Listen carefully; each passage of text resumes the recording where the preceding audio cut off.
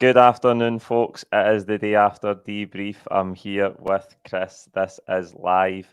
We're here to talk about all of the fallout from yesterday's 3-2 victory over Rangers at Celtic Park. We've got a very commanding 12-point lead, Chris, and I'm sure we're going to take great joy in looking back at yesterday's game. First of all, what are your reflections on how it unfolded? And one of the things I want to get a sense of from you is, I think going into the game, because we had the 9-point lead, I think some people just sort of took it as a foregone conclusion that the game maybe didn't have as much riding on it as you think, because even worst came to worst and we were to lose it, you'd still fancy us to go and win the title with a 6-point gap. But I think there was a lot riding in the game yesterday. I do, and I think we came through it. Perhaps not our best performance of the season, but we found a way, and that's what champions do. I think any Celtic fan who's right-minded can't be completely dismissive of the significance of the game yesterday, because let's just be honest, if we were sitting here this morning having a post-mortem with a 6-point lead with 7 games to go, with Rangers having the last home game, right? And saying the teams continue to do what they have done form-wise recently, and everyone wins their games. And remember, there's a cup semi-final in between now and then as well, right? So hypothetically, they win that game, they're going into then the league game and it's 6 points, and then they win and it's down to 3. Now, not that I think we're going to lose that many games in a season, just given how we've played this year. We've lost 1 game all year. It's unbelievable. Like 29 wins, 1 draw, 1 loss. Like, that level of consistency is unbelievable. But you don't have any God-given right to win a football game. And my honest assessment of yesterday's game, Paul, was in all the Rangers games, other than the first game under Ange Postecoglou last year, that's the worst that we've played. And we still found a way to win the game. And that truly is a hallmark of champions. It's a hallmark of this Ange Postecoglou era as Celtic manager, is that the belief that the players have in themselves, the trust that they have in the system that they're being asked to follow, and the trust in the leader that they have is just so evident, given how we managed to grind out a result yesterday when we were definitely far from our best. Yeah, absolutely. I think we've shown that time and time again, as you touch on there. Coming up, we're going to talk a wee bit about player ratings. We'll talk about all the fallout for the refereeing decisions, and we'll cover the permutations on when Celtic can mathematically seal the title and who it might be against, although that's to be decided by the SPFL, of course. This is a live format. If I can ask one thing of you, it's that you like the stream. Get your comments in. We'll try and pick out any good questions as we go through, and the more interactions the stream gets, the more viewers we can draw in over the discussion. Chris, 12 points clear, 7 games to play. It is only a matter of time now. We've got 2 games, 2 pre-split fixtures left, away to Kilmarnock next Sunday, and then at home to Motherwell on the 22nd of April.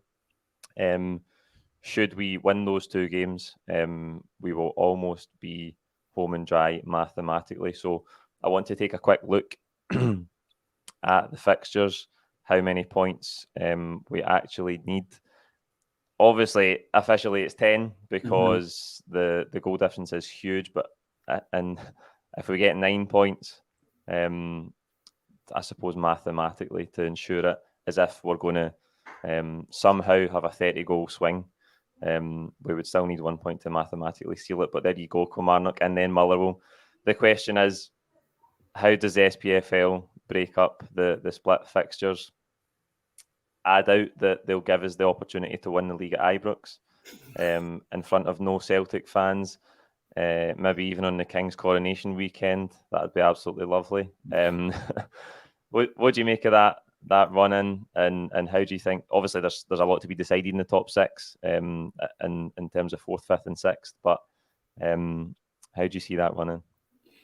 Yeah, I think the Rangers game at Ibrox is undoubtedly, Paul, going to have to be the first split game or probably the fourth split game. I don't see how it can be, assuming both teams win their next two games prior to the split. I think it will require some safe planning, to your point. I mean, could you imagine if we won the league and there was no fans there? I think that might actually make it even worse for them. So I think you'll see it could conceivably be the second game as well. But let me think about that really quickly on the fly, because 15 points, if we won that, we'd be 15 points clear and there'd only be 4 games left. Yeah.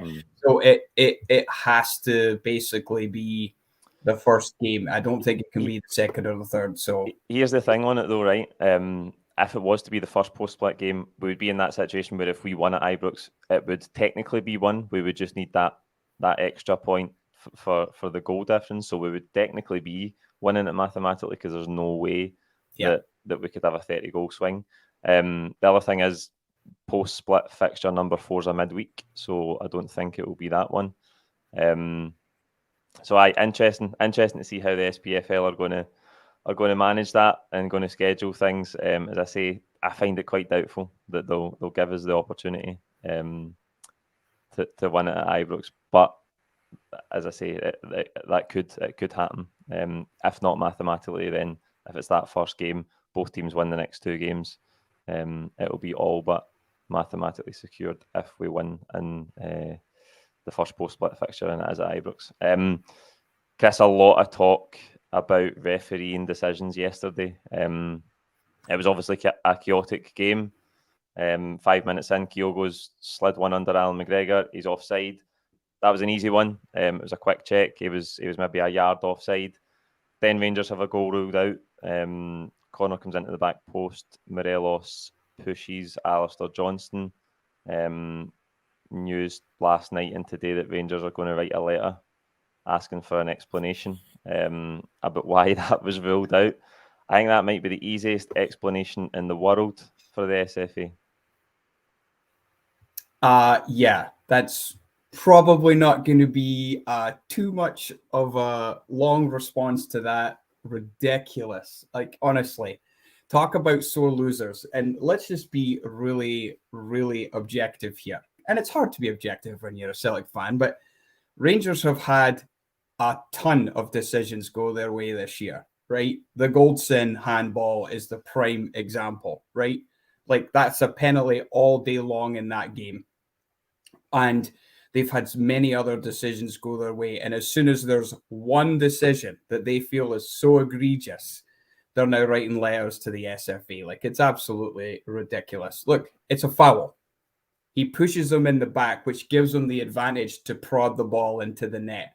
Now, trying to be objective, if that goal was disallowed for us against them, don't get me wrong, I'd probably feel aggrieved, but that is not a goal. You can't push a player in the back to gain an advantage.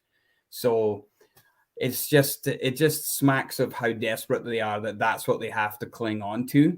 And they really are sore losers. And just actually the way that they went about the whole game yesterday, they really wanted to disrupt the flow of the game. Every opportunity to, make a foul, break up the play. And it worked to an extent. It really did work to an extent, because I think we really weren't at our free-flowing best yesterday.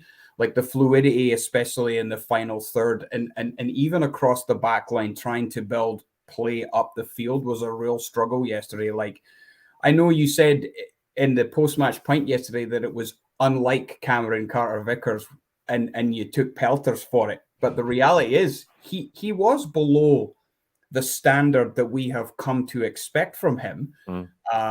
And it's not to say that he's still not a fantastic player and that we love him. Everybody loves Cameron Carter-Vickers, and he is by far the best defender in Scottish football, bar none. Certainly better than John Suter, that's for sure, with that shocking back pass that led to the third goal. But it's just that if that's what they're holding on to, and what they're going to go and do after a loss, then just shows the difference in the class of the two clubs, to be completely honest.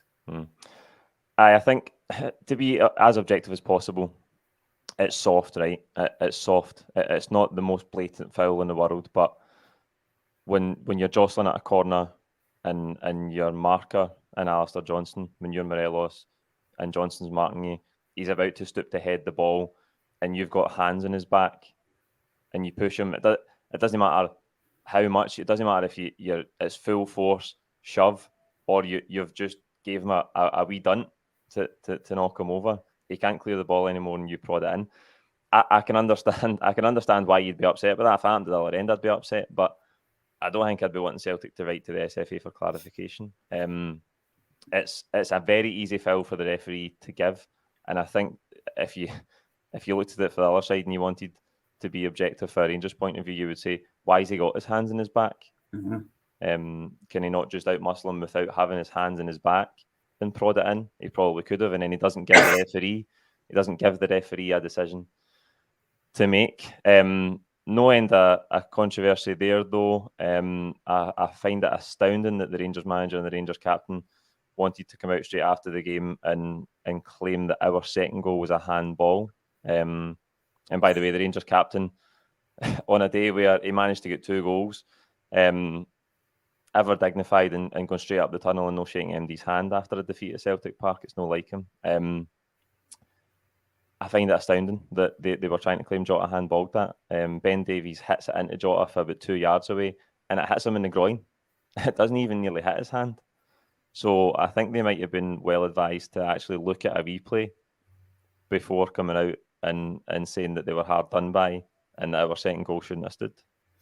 Yeah, I just saw, like, we have a group chat for the channel, Paul, and one of the lads posted a picture this morning, and you can clearly see that the ball hit Jota right in the groin area. It never even touches his hand, right?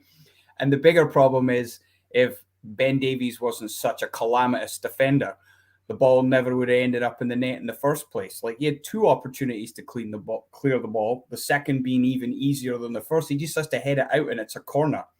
But that's where, like, Kyogo, he's just unbelievable at picking up those pockets of space, and he's almost like he's predicting the ball might go here, so I'm going to be there and I'm going to be ready to take my chance. And it's just a goal out of absolutely nothing at a time in the game where Rangers were on top, having scored right before halftime and definitely had the better of the play in the first 10 minutes. Like, Morelos had 2 chances, one that Joe Hart made a good save on. And then from the follow-up corner, he actually heads it and hits Ryan Jack right in front of the goal. To be honest, if you're being objective, Rangers probably should have been 2-1 up before we went 2-1 up. Like, the timing of our goals yesterday, which I think you all reflected on in the post-match point, were very, very significant in terms of the context of the game. Aye, absolutely. We covered that yesterday. I think that was key, because when Rangers had spells in the game, particularly that 10-minute spell at the start of the second half, they didn't score. And we did. And I think after that second goal, we were really in the ascendancy for 10, 15 minutes. It looked like we were about to take the game away for Rangers, and obviously we just couldn't get a 4th goal. But just to conclude the sort of reflection and refereeing decisions, maybe you can understand why Rangers are writing a letter to the SFA, because the last time they did that, it was after Willie Collum gave a penalty against them at Pittodrie about 14 or 15 months ago. And I believe they've not had a penalty given against them in the league since they wrote that letter. So it seems if you're a conspiracy theorist, you would believe that letter has made a significant impact on the number of penalties that are given against them. It seems to be a fruitful strategy for them, so I can see why they're maybe writing another letter. Clutching at straws. We don't have long enough. We don't have long enough to go through all the decisions that have gone against Celtic, VAR or non-VAR this season. I just find it astounding that growing up all my life that it was a Celtic fan base that was paranoid about refereeing decisions, but here Kevin Clancy's in Celtic's pocket. Can't you believe that one? Because the other big talking point before the game yesterday was about the crowd, the lack of away supporters, and I think it's getting somewhat lost in the discussion again because this time around Celtic didn't offer Rangers their away tickets because Celtic aren't happy about the safety of Celtic fans at Ibrox. So they've collectively decided that for these final two fixtures, there'll be no away fans at either stadium. I thought yesterday we saw that doesn't always work in your favour, because in the first 15, 20 minutes when we were maybe struggling to build the game and we were lax on the ball, the crowd getting on top of you when you're playing for Celtic, that's the difficulty of it. And I complimented Jota yesterday, and there's lots of them. McGregor, the team's full of them. Nobody hides. They still take the ball. They still look for it. But that's challenging, and that's the challenges of playing at Celtic. And I've seen a couple of observations on Twitter as well that they feel like maybe at 3-1 in the game, if there was away fans, that the atmosphere might have been a bit better, because you know that when the away fans are there, it does adds an edge to the atmosphere. And I'm not saying the atmosphere was bad yesterday. It was good at 3-1, but I did see a couple of people commenting that.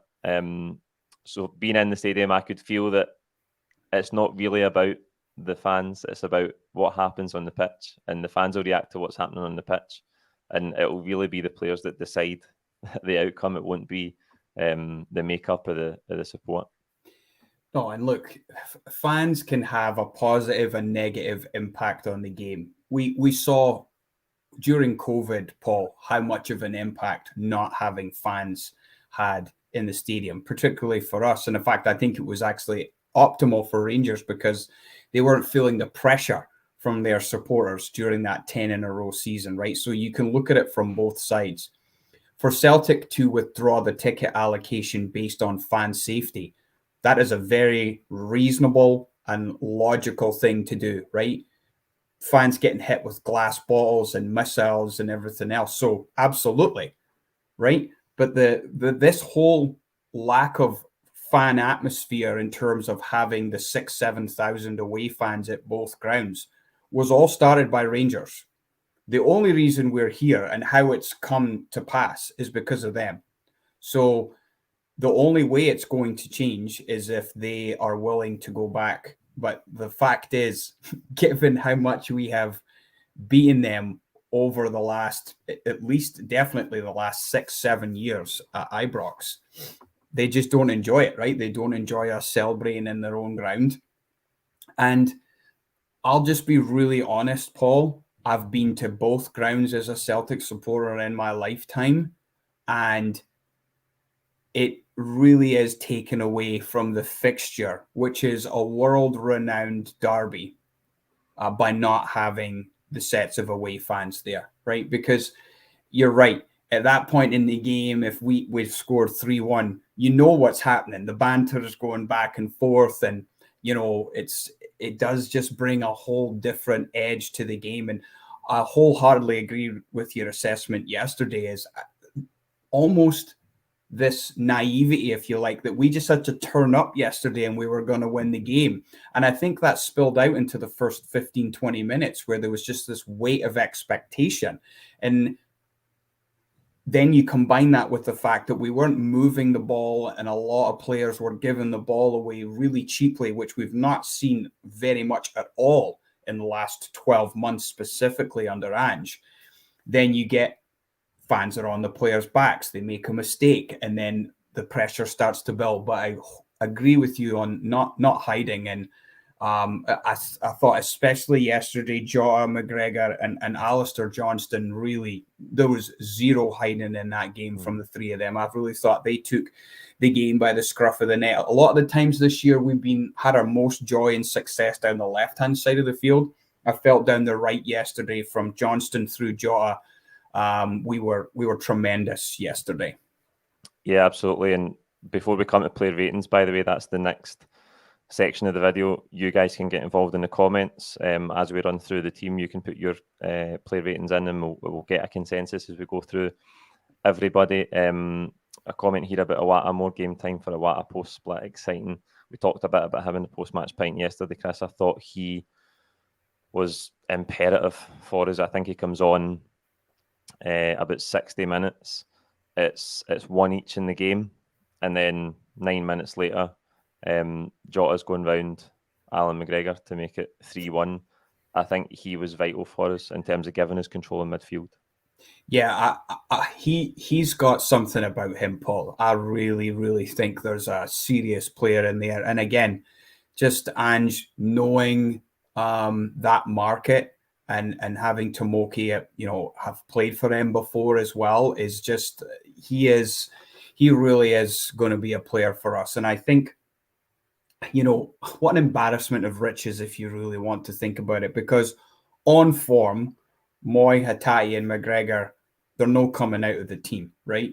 Now, Moy was very poor yesterday, even by his own standards. And I think you can see when he isn't at peak match fitness, he doesn't have the same impact on the game, right? We really missed Hatate's guile and invention yesterday, but I actually thought Matt O'Reilly had probably, arguably, his best game of the year yesterday. I really felt that was a strong performance for him. But Awata is going to be very interesting because if he's going to slide into that 6 role and play in it consistently, McGregor's not coming out of the team. So he's going to have to play in the more advanced, 8/10 role. And him and Hatate will probably have a lot of flexibility to rotate through those 2 positions within our system. But what an embarrassment to riches, to be honest. And I think Callum said this recently. If I'm Dave Turnbull, I'm so far down the pecking order right now. My minutes are very much going to be restricted to, coming off the bench when everyone's fitting well. But yeah, Awata is just really an exciting prospect in the sense that I'm really looking forward to seeing if he can embed himself in the starting 11, and he could be a very pivotal player for us down the home stretch here. Yeah, absolutely right. Final one before we come to player ratings. I just want to give everybody in Malone's a shout out last night. It was a brilliant evening. So many people came up and said that they enjoy the content, and I just thank you to them. A lot of people wanted a shout out. I'll be damned if I can remember MD's name, but every day was brilliant. And it was a great night, great atmosphere. As it always is. So I thank you to everybody in Malone's last night. Right, Chris, let's rattle out some player ratings. Let's do it. Joe Hart. 6.5. And I'm going out of 10 here, just to be clear. So 6.5. Did well with the ball yesterday. Question whether he could have come for that cross for the second goal. It was in the air a long time. But did make a big save at 1-1 from the Morelos chance at the back post. So 6.5 for me. Yeah, I'll go 6.5 as well. I think he did well with the Morelos shot at the back post early first half. I think he maybe could have came off his line. I don't know. It's Barisic's cross for the second goal. It has got quite a bit of pace on it, but it travels a long way. And maybe if he doesn't come for it, can he communicate a wee bit better?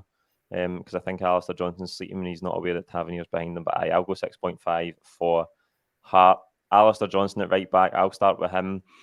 I'm going to go 8.5. Kenny was digging me out, yesterday in the post-match pint because I criticised him for giving the ball away a couple of times. If anything, having watched the game back, the rating I would have given him has gone down a wee bit further because the chance for Morelos at the back post is because Johnston heads it into Carter Vickers and it falls to Morelos. I think he was brilliant defensively. I think his recovery runs were fantastic. I think he absolutely nullified Ryan Kent. Rangers get very little out of Kent. He's so strong. I love his intensity. I love his attitude. I love his approach to these games. You can tell he relishes it even afterwards, seeing the pictures of him. The stuff he puts on social media, you can tell he loves being here. His attitude's tremendous. 8.5.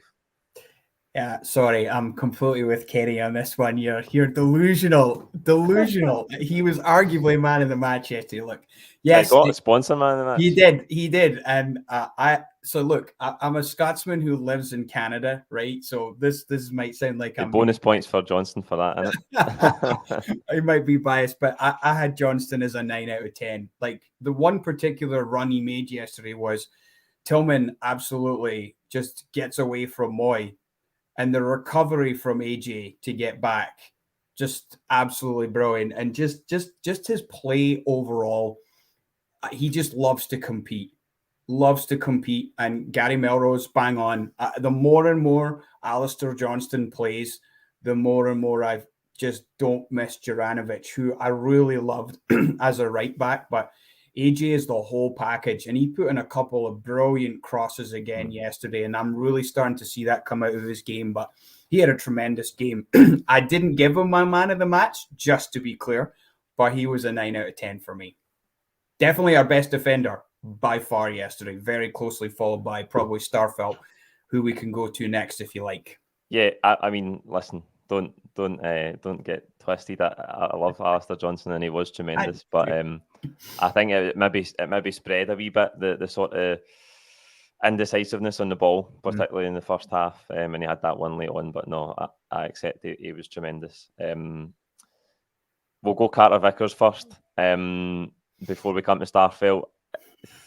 Again, I don't want to be too harsh. I know that people were digging me up in the comments yesterday.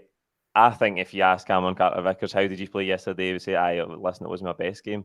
I don't think that's groundbreaking. He's been absolutely tremendous since he walked in the door. But what happens is you just come to expect that exceptionally high level all the time. And so when that doesn't happen and his performance drops even a wee bit, it's so noticeable because you're so used to seeing the calmness and the assuredness that he plays with every single week. I just thought he could have done better to clear the ball before O'Reilly gives away the foul for Rangers equaliser. And he had a really, really poor pass early in the second half from inside the zone, but he just passed it into the middle of the park straight to Rangers jersey. It was unlike him. I'll go 6 for Carter Vickers. It might seem harsh, but I mean, listen, I love the big man to bits. He'll bounce back, not a problem. We still won the game. He defended well in other parts of the game, and I'm sure he'll go back to his regular 9 out of 10 next week. Yeah, Ben515 agrees with you, by the way. He gave CCV a 6 out of 10. So I'm not much more, to be honest. And it really is just given the standards he set for himself, right? I had him at a 6.5. Definitely very slack with his passing yesterday. And like I say, just it's very unlike him. And everyone is entitled to have a poor game because, a good comment by Alan Woods there. But you know what? He will bounce back, right? The man has just been unbelievable. So, and then that really leaves his center defense partner, Starfelt. Go for it, Starfelt. You go first. Yeah, I thought he was tremendous yesterday. Right, and he covered a fair amount across the back line yesterday for mistakes by both Taylor and CCV on the inside of him or the outside. I definitely had him at an 8.5 out of 10. I thought he was tremendous yesterday, and for all the criticism, and it's ridiculous. Okay, does he have a mistake in him? Yes, he does. Okay, but 99 times out of 100 or very close to it, he's incredibly consistent. And him and CCV have not lost a game in the league. They have started together. Like that is frightening. It's incredible. Frightening. Incredible. It must be coming up on 50 games now. I think I shared a graphic on the social media when it got to 38, which is obviously a full league season. It must be 40 odd, approaching 50 now. Incredible for both of them. I'll go 8 for Starfelt. I think and by the way, in recent weeks he has had 2 or 3 really poor mistakes on the ball, and that is the mistakes that he makes. I think defensively he's really good. I think he dealt with Morelos and Jules yesterday really well. I almost think he needs the game to be bigger. I think he makes mistakes in the sort of run-of-the-mill games more than he does in these big games. I think against Rangers, broadly speaking, he's been really good. I know he was rash and gave away the penalty at Ibrox, but no, brilliant yesterday. I'll go 8 out of 10. Greg Taylor on the left-hand side, I'm going 7.5. I think in the first half, there was a couple of occasions where Greg Taylor was really, really good in the sort of positions in midfield, in the middle of the park, where we were struggling to get control at times. Balls were breaking loose, second balls, and he was getting on them. Even had a few nice turns, and he kept things simple. I think that sort of calmness to be able to go into midfield and play there again. I talk about the crowd being nervous in that early period. He's another one, despite being a fullback. I know he might have played in midfield when he was a youth player, but he just goes in there, takes the ball, demands the ball under any circumstance. 7.5, I think, for Taylor. Yeah, I had Taylor at a 7 out of 10, and I hope Celtic fans don't think that's harsh. And yes, he creates the pass for O'Reilly to be able to step into that ball, and then O'Reilly picks out Kyogo beautifully. And he does play the position tremendously well. And you guys said it. If you want to look at which Celtic player has been the most improved that was an existing player when Ange took over, it is by far Greg Taylor. Like, it's night and day. Like, we had Celtic fans calling for Taylor to no longer be, starting in the jersey and this, that, and everything else. But I thought he was solid yesterday, and we all know he's playing through something as well, right? He's undoubtedly playing through an injury. And again, talk about not hiding. Super, super proud of the effort he continues to put forward. Fantastic. Yeah, absolutely. Callum McGregor next. I was going to say 9, but I don't know if I can necessarily give him a better rating than Alistair Johnson. I don't know if that's quite fair on Johnson, but I thought Callum McGregor was brilliant. I've just seen somebody saying in the comments that he had a Scott Brown moment yesterday, in terms of his defiance in the face of the Rangers players. I thought, again, in that hour, around about the hour mark, when we started to really take control of the second half, he wins a 50-50, gets on the ball, and 2 Rangers players come to absolutely clean him out. He jumps it, rides the tackles, and then 5 seconds later, he's over Gene up the crowd. And I thought that intensity he brought in the second half really drove us on. He's fantastic. I say it all the time that Celtic couldn't afford Callum McGregor if they were trying to buy him. So I've got to say 8.5 for McGregor. That's exactly what I had for McGregor yesterday. I really you can't put a price on what he brings just to the team in general. And you know what? To CJ's point, he does never let us down in these games, right? Even when he doesn't play at his best, he's still having an impact on the game, depending on and the timing yesterday of when he kind of stepped up his game. To your point, Awaya comes on. We need a little bit of control in that last 30 minutes.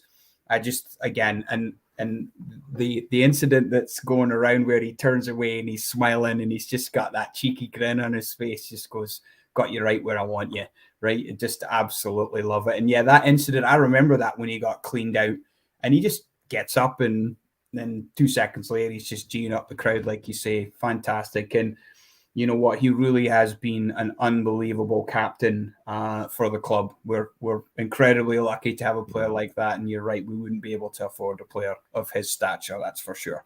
Aye, we're blessed to have him. In front of him, Aaron Moy was back in the starting 11, who's been absolutely tremendous, particularly in that second block of the season after the World Cup. Tremendous, so intelligent, scored so many goals for us, which is not the kind of player I thought he would be when we signed him. Really clever footballer, but yesterday, after 2 or 3 weeks without a game, I thought he was miles off it. Early on in the cup final, I remember the cup final, the debate between should he start or should O'Reilly start, but he was in better form and he started, and he ended up having a great game that day, but he got caught on the ball really early in the cup final, and I thought that was the worry. He didn't want him to be like too slow on the ball and get robbed in possession. He had one of them early yesterday, and he never really recovered from it.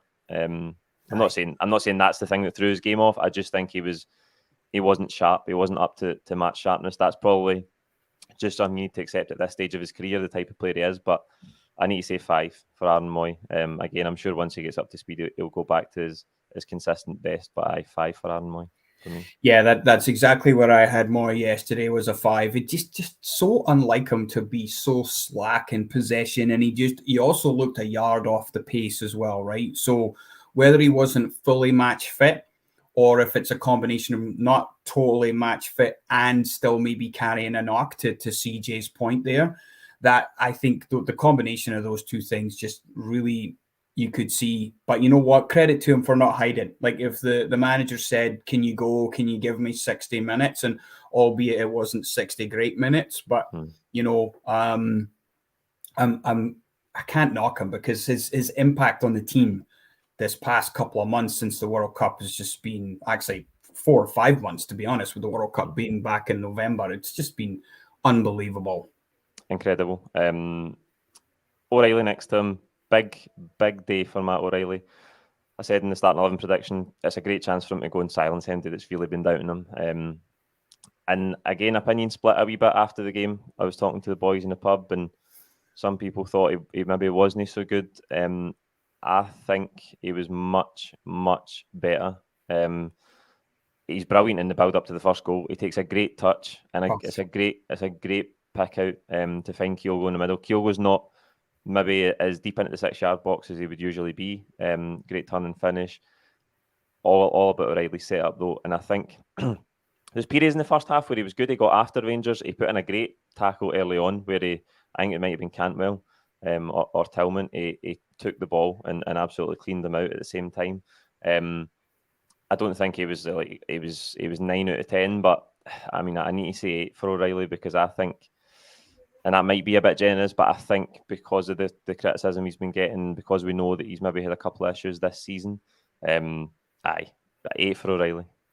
So I had O'Reilly as an 8 out of 10, and to steal a line from our main man Kenny, right? Form is temporary, class is permanent, right? Whatever is going on with him, he will come through the other side, right? And that touch he makes and for the first goal is just absolutely brilliant. I thought it was his best game of the season yesterday, right? And that's saying something as well because the standards he set for himself after he came in January last year were absolutely tremendous, right?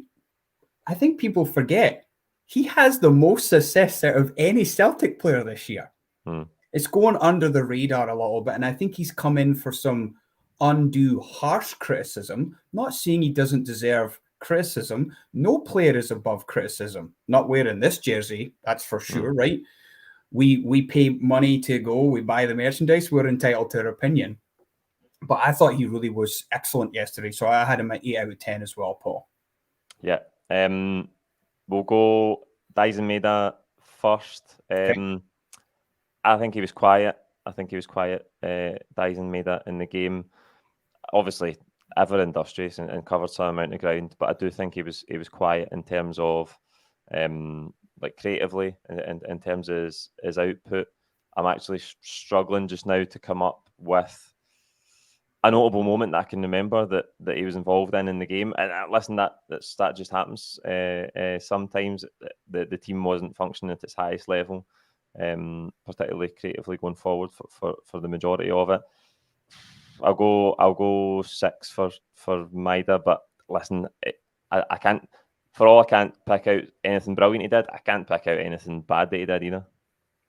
Yeah, I originally had him as 7 when I wrote these down, but just sort of reflecting on our conversation and seeing the comments, I'm going to just pop him down to 6.5. Like the energy that man has and the pressing that he does, it's invaluable just in terms of nullifying any team's attacks for that matter, but especially Rangers. Like Tavernier's goals yesterday or his assists, they don't generally come when Maeda is on the field, right? Tavernier scores a really good free kick yesterday, and then he gets in at the back post on his off wing, right? So it wasn't where Maeda was playing, right? And generally in these games, he's kept him very, very quiet.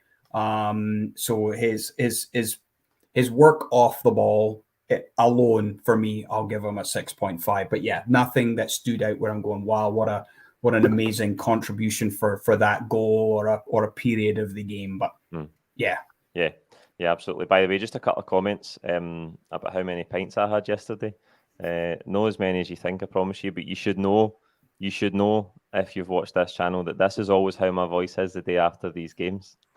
always I spend all day shouting, and then I go to the pub afterwards, and I wake up with a voice like this. So I apologise if my dulcet tones are what they usually are. Right, Jota, Chris, brilliant. I mean, it's eerily reminiscent of Larsson at Ibrox. We talked about it in the content yesterday. I even seen a video where somebody had edited them together with the Larsson commentary. The angle's a bit acute, but that doesn't matter. Yeah. Brilliant. I said this yesterday. Jota epitomises the the attitude in this Celtic team, the commitment. He's got bags of quality, but he never ever hides. He constantly takes the ball, and we know that he's flamboyant and he likes to take people on, and he's a bag of tricks. And sometimes he can overplay. And with a winger, they're inconsistent at the best of times. I think generally over the course of this season, Jota's been absolutely brilliant. But again, in big games, he's there, constantly trying to make things happen. And again, yesterday, I thought he was really, really good. It's got to be a solid 8 for Jota. Yeah, I had Jota an 8.5, and I'm seeing some 9s in the comments. By the way, Paul, you're getting a 7.5 from Alan Woods, just so you know. No bad. No bad. I thought maybe an 8.5. I thought Jota was tremendous yesterday. And, just his work rate off the ball, right? For a player who is so flamboyant and really wants to try and take someone on, and he'll pull out the bag of tricks, he is also willing to track back. And him and Alistair Johnston yesterday down that right-hand side, like I mentioned earlier, were just very, very effective. And look, no doubt, Johnston either isn't aware that Tavernier is there at the back post when Barisic puts that ball in. We know Barisic can wrap his foot and put a good cross in, right? But other than that, the two of them, tremendous. And Jota had several shots on goal. McGregor made a couple of decent saves, camera saves, but I just thought the awareness to pick off the Suter back pass and go around McGregor, and it was a tight angle. Still think Larsson's was slightly tighter going back. And by the way, I used to have a jersey that said Larsson 50 at Ibrox on it. That was one of my all-time favorite cheeky moments on the back of my jersey. But and shout out to the Celtic Park ball boys yesterday, who were absolutely giving McGregor the gears in the second half. That was absolutely brilliant. So shout out to them if they're watching. But yeah, Jota was tremendous yesterday. Yeah, I just pulled up that comment. Great to see Alan McGregor get one last time to get gubbed at Celtic Park. Livid. He didn't maybe show us how livid he was yesterday. I know in the cup final he was blasting balls back into the Celtic crowd. But you just know he was spitting feathers. And as I said, I think he's still running to close down that short pass back for John Suter as we speak. Paper wrist for the first one. Hopefully he signs a new contract for next season. Right. Kyogo Furuhashi. I think it would be ridiculous if I gave him a 10. I've got to give him a 9. And there's just something about him. I know everybody knows that I love him. And I wax lyrical about him on this channel every single week. But there's just something special about him. And Henrik Larsson's my childhood hero, right? And he can never, ever be compared to Henrik Larsson in terms of his ability or the level that he can play at or what he'll go on to achieve in the game. Henrik Larsson stands alone in terms of players that I've ever seen play for Celtic, and I don't think that will change anytime soon. But they have similar characteristics, I think, in some ways. The intelligence of his movement, the way that he finishes, how clever he is. And it's a really hard thing to... It's intangible, it's hard to describe, but he gives me a similar feeling watching him to Henrik Larsson, and that's the highest praise I can probably give him because, as I say, Larsson's my childhood hero, so nobody can ever really replace that sort of feeling of watching your hero as a kid. But he's special, Kyogo, and I shared it on Twitter last night. I think the post-match from Ange being asked about Kyogo becoming a legend and getting the goals in these games, 5 in his last 3 appearances, I thought his answer was brilliant. Like, I couldn't have put it any better myself. He said there's never been a drop-off since the moment he arrived. I know people have talked about it, but he's been absolutely brilliant in terms of his attitude. He's a fantastic player, a wonderful human being, and maybe he'll go down as a good player for this club, but maybe something a little bit more. And I think he's well on the way. 9 for Kyogo.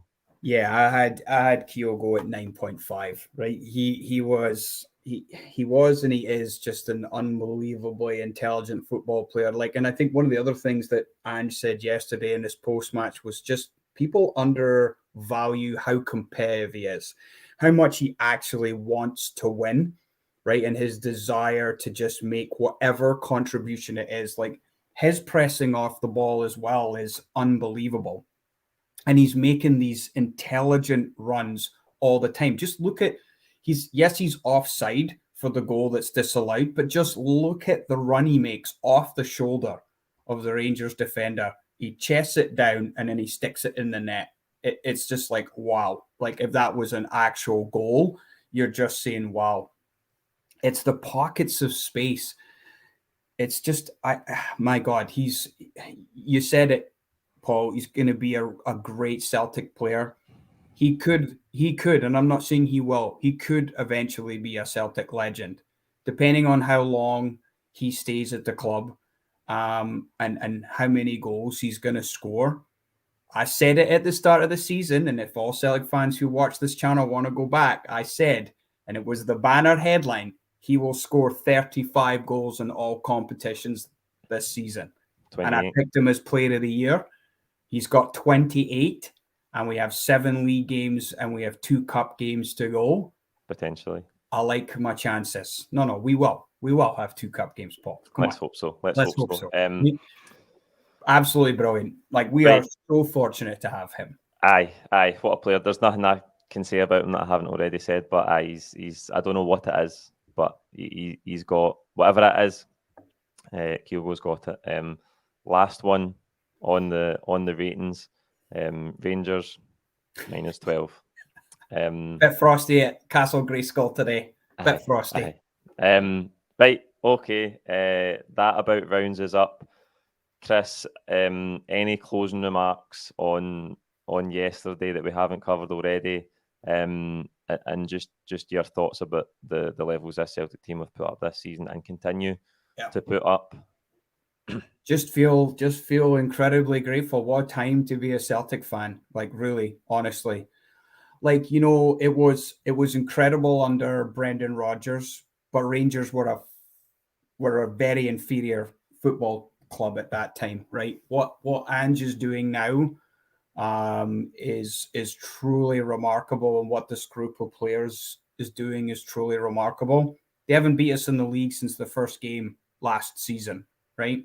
And arguably in the last 2 games, the 2-2 game at Ibrox and the 3-2 game yesterday, we weren't at our best, and they still can't beat us. That is the hallmark of a great side. That is the hallmark of a team that's going to win the title again, right? You win when you're not at your best.